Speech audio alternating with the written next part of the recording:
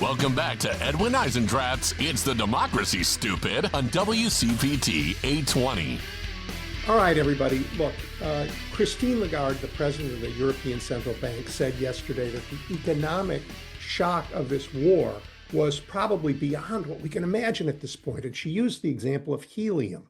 She said that element is used in the manufacture of microchips and that much of it transits through the Straits of Hormuz. Her point was that we're learning day by day what the consequences of this folly will be. And that got me thinking, and that got me wondering who I could talk to who could help explain all of this to us. And it turns out that I am thrilled to be joined by Adam Hanieh. He is professor of development studies at the director of Middle East Institute, and he's director of the Middle East Institute at SOAS in the University of London. He's the author of Crude Capitalism, Oil, Corporate Power, and the Making of the World Market, which came out with Verso Books just a couple of years ago in 2024. Adam, thank you so much for helping us understand this moment. My pleasure, Edwin. Great to be with you. So can you start with I think we Americans understand that a lot of the world's oil goes through that choke point, the Straits of Hormuz, but I don't think we understand what else goes through there, and I don't think we understand anything about how the oil industry's sort of changed over the last decade, particularly with the rise of China. Can you talk about all of that? Sure. When we're talking about the Gulf, which is what we hear in the news every day currently, I think it's important to kind of think about what countries we're actually referring to.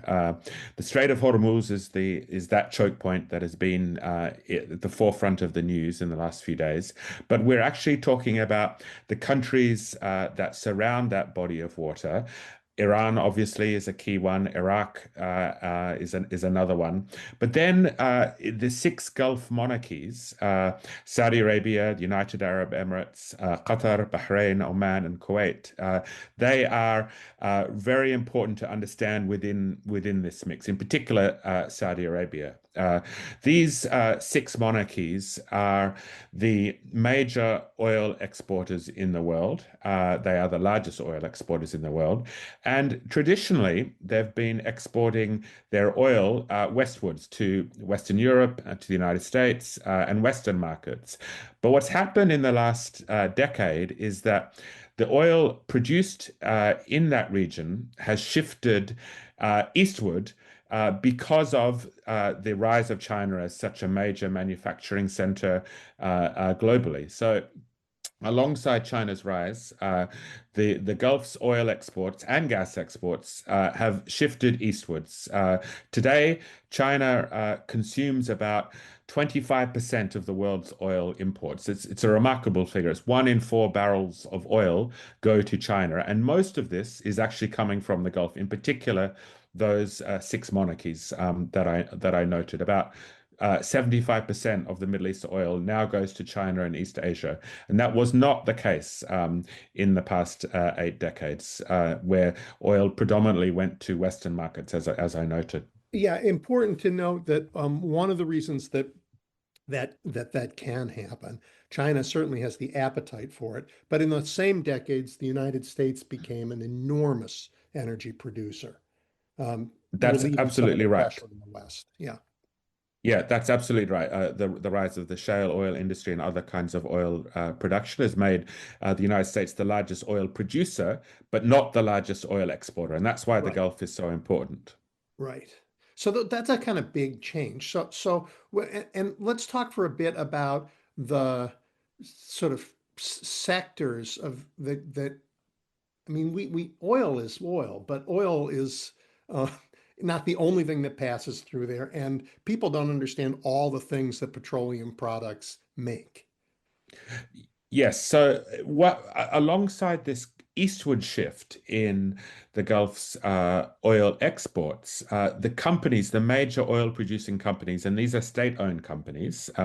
In particular, I want to highlight a company called Aramco, which is the Saudi Arabian national oil company. It's by far the largest oil company in the world today. It has the largest reserves, the largest exports, and in fact, last year, the profits of Aramco exceeded the combined profits of the five biggest Western oil companies like ExxonMobil, BP, Shell, Total Energies, and Chevron. So it's a massive company, Aramco. So what's happened alongside this eastward shift in the Gulf's oil exports is these national oil companies have expanded dramatically in size. And what they've done is they've diversified their activities away from simply the extraction of crude oil into what's called the downstream of the oil industry. And I'm talking here about chemicals, fertilizers, plastics, these kinds of products that are made from or closely associated with the oil and gas industry. And the national oil companies in the Gulf now are major producers of these other commodities. So you mentioned helium earlier on. One third of the world's supply of helium actually comes from the Gulf. And that's not something that's very widely known. But as Christine Lagarde said, it's actually crucial to understand because helium is essential to the manufacture of semiconductors, to medical equipment, because it's an inert gas. And most of the helium comes from Qatar, one of those Gulf monarchies I mentioned earlier. Another good example is sulfur. About 45% of global exports of sulfur come through the Strait of Hormuz, principally from the Gulf. And sulfur is critical for mining. Nickel mining, for example, relies upon sulfur and sulfuric acid.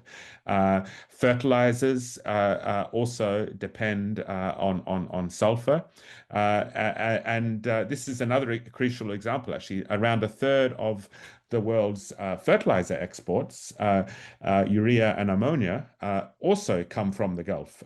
Some of the biggest fertilizer companies in the world are today based in the region, and they're owned by these Gulf states. Saudi Arabia is the world's largest exporter of urea, which I think is a really striking fact. It is an enormously striking fact, given that they don't have an agriculture industry really, because it's such a desert. But food security is enormously important, as is water security to them, and they are trying to make arrangements to protect themselves. I assume that all this trade has been part of that. But if we talk about fertilizer specifically, how long? Um, I mean, uh, when does the, I don't know, the lack of a market for fertilizer, I guess, that or to get the raw materials out, start to impact agriculture around the world?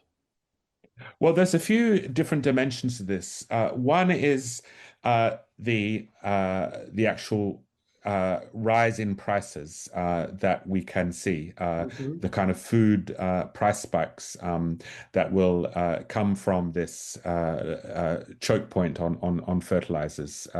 So you know that could happen relatively soon because there are growing seasons in the Northern Hemisphere, for example, coming up in the next few months that will depend upon an adequate supply of fertilizers. And obviously, if those fertilizers aren't coming through, then we will see potentially large spikes in the price of food, as we saw, for example, in 2007, 2008, when there was a major food price Mhm. spike.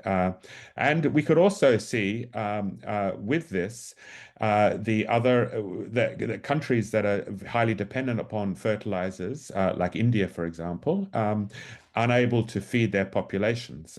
So this is a really, I think, Sure. crucial thing to think about in the current context. And when I think about agriculture, of course, there's the food that gets grown, but there's also this food that gets packaged. I mean, the supply of food relies on packaging to move it around. I read about a South Korean company that makes ramen noodles, but they can't get naphtha, which is the a petroleum-based product that's used in making the plastics that they use to package the products. And so they are shutting their plants down because they can't package their products to sell them into the market. This is a really critical point, and it's part of this downstream diversification that I spoke about. These big oil companies in the Gulf have also become major producers of plastics. About 40% of the key basic plastic polymers, which are polyethylene and polypropylene, Hmm. come from the Gulf region. And these two basic plastics feed into everything that's around us. Packaging, the kinds of synthetic and plastic products that are in basically everything around us, our clothing, for instance. So a Tires, lack of water bottles, rubber gloves, absolutely. the PPE that is so important for healthcare workers, toys, garbage bags.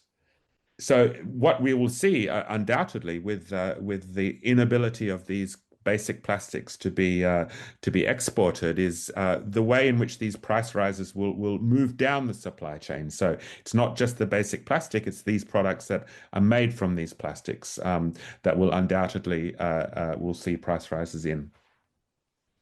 Yeah, and price rises are painful, but shortages can be deadly. As you mentioned, in India, there might be food shortages. Um, how if this war ended, Monday, how quickly can all these processes begin again? Well, a lot of that has got to do, of course, with what the nature of any kind of ending of the war might Yeah, yeah. be, and in terms of the ability of goods to flow through the Strait of Hormuz. And also, we need to recognize the damage that's been done to energy infrastructure in the Gulf. It's estimated about $25 billion worth of damage to infrastructure. And some of these Mhm. big gas fields, for example, in Qatar, the Ras Laffan gas field, Mhm. which is the one of the largest in the world, is estimated to have had about 20% of its production impaired, and it will take up to 5 years to get that back online. So we are talking, potentially multi-year. In terms of some of these commodities actually coming back, so that's I think one of the big fears at the moment is that this is not something that can be turned off and on like a tap. It actually feeds into longer time frames. Yeah. And looking at the planet, some parts of the planet are more vulnerable to the effects of this. You mentioned India, but the talk about the global South more generally. This is a really critical point, and I think one of the problems with a lot of the way that the discussion and the media focus on the war has kind of unfolded is the discussion and or the focus has been on basically the United States and Europe and the potential kind of impacts of energy price rises on those areas. But in the global South, who depend fundamentally on these kinds of fertilizer inputs, on imported food, and therefore becoming particularly vulnerable to food price spikes. It's undoubtedly that's where we'll see the largest shocks, as we saw, for instance, as I said in 2007, 2008. Yeah. And the other thing to really, I think, consider in this respect is that many countries are already teetering on the verge of famine or famine-like conditions, particularly in the region itself. So, for instance, Sudan and Yemen, these are countries that have been racked by war and conflict And climate over the change. last Yeah. few years, Oh, yeah. and the Yeah. impact of climate Yeah. change. They get their majority of food from the Gulf. Those countries, if we do see significant price spikes, are already facing a crisis situation. So again, it's important to think about that, I think. I also worry about water. I mean, in a lot of these places, water is a rare commodity. I mean, leaving aside the desalinization plants and the disaster it would be if they went down, but the transport of water throughout a lot of the world is by people carrying huge plastic containers of water. Um, I, Yeah. I I worry about that here. Yes, it's the packaging, it's the movement of water, and of course, if we're talking about, for example, trucks, rising prices of diesel, and Hmm. these kinds of basic energy inputs that move goods such as water around, and food around. So these are really intersecting problems. They can't be separated from one another, as I think has become very evident. Aim right. And just so for the audience in the United States, you know what this means. It means mass migrations of people out of places that you can't live in. And oh, we sure do not handle that well. And that's been absolutely the case in the Middle East region. We need to recognize that those countries I spoke about, Sudan, Yemen, Lebanon, we see currently 20% or a quarter of the Lebanese population currently displaced in the war. A remarkable figure. I'm living in London. That figure is proportionally equivalent to two times London's population currently displaced in Lebanon. So we see this massive displacement across the region, and that's certainly going to be an ongoing question. If there's a silver lining, and I'm not sure there is any silver lining, but the world's reliance on fossil fuels is at least in countries that don't have access to oil, I'm thinking China here really, that there's a new incentive to speed, and it can't happen fast, but speed and approach to more renewable fuels. And I see that nuclear projects, I guess, are back on the table all over the world. That is a double-edged sword because they have to enrich uranium, which is tempting for people who want to build weapons. But is there going to be a change in the way we consume energy because of this crisis? Well, I Or certainly hope create so. energy, I should say. Yeah. I think this is really the underlying question that we need to even double our attention to. Clearly, the key issue is this dependence on fossil fuels, oil, Yeah. gas, and coal. The war is a clear reminder that dependence on fossil fuels means dependence on volatility, on war. We see also profiteering by the Yes. big oil companies in the current moment. So the long-term solution is absolutely to transition away from fossil fuels, because these kinds of wars will just keep on showing up in inflation, in insecurity, and in displacement, as you've noted. Yeah. But as you have educated me in this conversation, even if we get our energy from other sources, our chemists have found a way to make so many other things out of oil that yeah, it's going to be an important part of our economy forever. I mean, think of everything that's plastic. That's why we really need to, I think, have a look at the question of oil beyond just liquid fuels, Yeah. liquid transport fuels, to think about how it really does permeate every aspect of our daily lives. It is possible to produce these kinds of everyday commodities in different kinds of ways that aren't connected to fossil fuels, but Mm. that requires research, it requires investment, and it requires shifting the priorities of our energy system. Right, which here in the United States, uh, we have a current administration that is racing with as much speed as it can to embrace fossil fuels and I think this week we learned that the President of the United States is paying a French company billions of dollars to um, have them stop building wind power facilities in the US and instead to have them invest in fossil fuels. Yes, that's exactly another reminder of why this transition away from fossil fuels is so urgent. Yeah.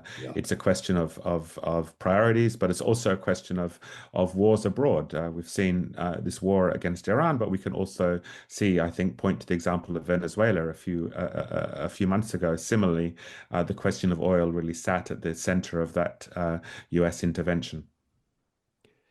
Yeah, Adam, I wish I knew what we did it for. I mean, the claim here in the United States, in order to make it legal, was that it had nothing to do with oil, but it was a police action in order to arrest someone who there was a warrant for his crimes, and that happened to be Maduro, who was the Mhm. president at the time. And so they said, oh, it really has nothing to do with the oil. But then the president says, oh, yeah, I'm taking their oil. But it isn't clear that he has. So we over here, we really know less about what our government is doing than at any time in my life, and I'm not young. Yes, unfortunately, I think that's true. Unfortunately, I think that's true. Well, this has been an enormously helpful conversation. Hey, if people want to know more about your work or understand this issue more, where can they go? Well, I mean, you could have a look at my book. You mentioned Crude Capitalism. That is a history of oil, global history of oil. And one of the points I really try to draw out in that book is that it's necessary to think about oil beyond just a fuel, to think about the way oil is connected to plastics, Yep. our everyday commodities, but also very importantly, finance, our financial system. I spend a lot of time trying to think about the ways that oil is bound up with the making of global finance. And I think that's another aspect to this that often goes unreported. Well, Adam, that sounds like another conversation I'd love to have with you. My pleasure. Thank you so much for your time. Really, really very helpful. Thank you, Edwin. It's been great to be on the show.